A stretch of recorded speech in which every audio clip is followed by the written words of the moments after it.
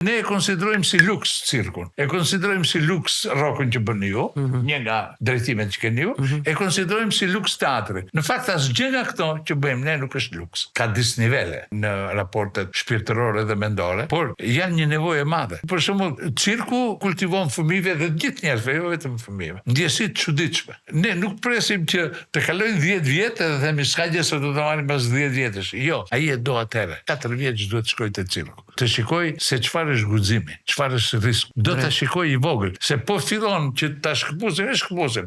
S'ka gjë thotë ai. E mbyllim dhe galerinë e arteve. Po mbyllim gjithë. Edhe societ fare shpirtërisht një. Patjetër. Dhe pastaj çfarë do bëj ai? Do shkoj te backstage. Çfarë do bëj? Do marr etik. Do merret me tjera gjëra.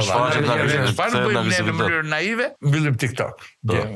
Në fakt ne duhet të hapim hapësira të tjera, nuk duhet të mbyllim TikTok. Ajo që rrjet. Se kjo bëhet si ajo që ju thash unë vitën parë që pse thej që s'ka patate. 8 vjet burr. Pse shikon TikTok? Mbyllet TikTok. Jo, ti më krijoj një mundësi që hapësirat e mia shpirtërore të mos më çojnë te etika.